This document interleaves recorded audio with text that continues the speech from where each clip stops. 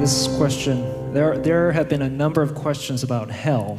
Mm-hmm. So could you explain to us what hell is and whether a good God is compatible with the reality of hell? I don't think that hell is what is depicted in medieval paintings of torture racks and pincers and red-hot irons and things of that sort. It seems to me that the essence of hell is what Paul describes in 1 Thessalonians 1:5, where he says, "They shall suffer the punishment of exclusion from the presence of the Lord and from the glory of his might."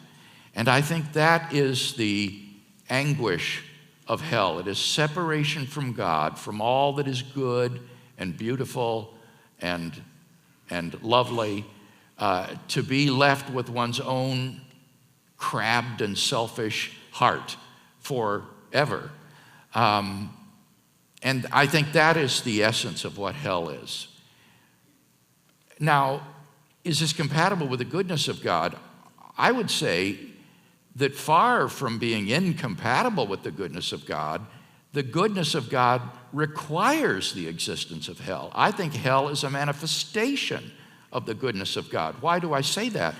Well, because it shows that God is just.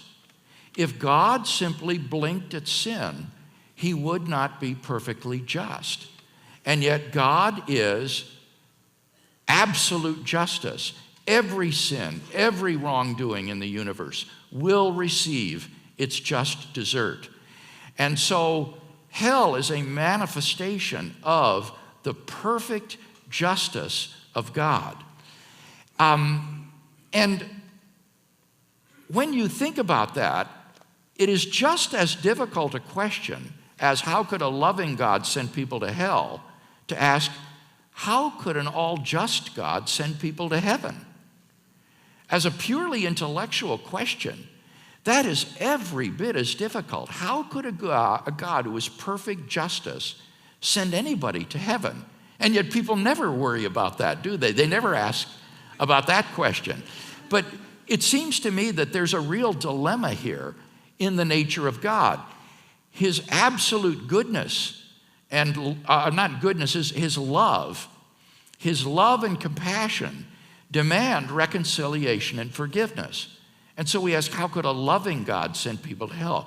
But his perfect justice demands punishment for sin rightly deserved. And so we say, how could an all-holy God permit people to go to heaven? And I think the answer is Jesus. At the cross of Christ, the justice and the love of God meet. They meet at the cross. At the cross, we see God's justice as his wrath is poured out upon sin, and Christ bears the penalty for sin that we deserve. But at the cross, we also see the love of God as God himself takes on human flesh and bears the death penalty for sin that his own justice had exacted, so that we should never have to be punished and can go free. So at the cross, we see the unfathomable love of God for us in what Christ suffered and endured for us. And yet we see the perfect holiness and justice of God as the terrible punishment for sin is poured out. And so I think that the love and the justice of God kiss at the cross and are reconciled in Christ's atoning death.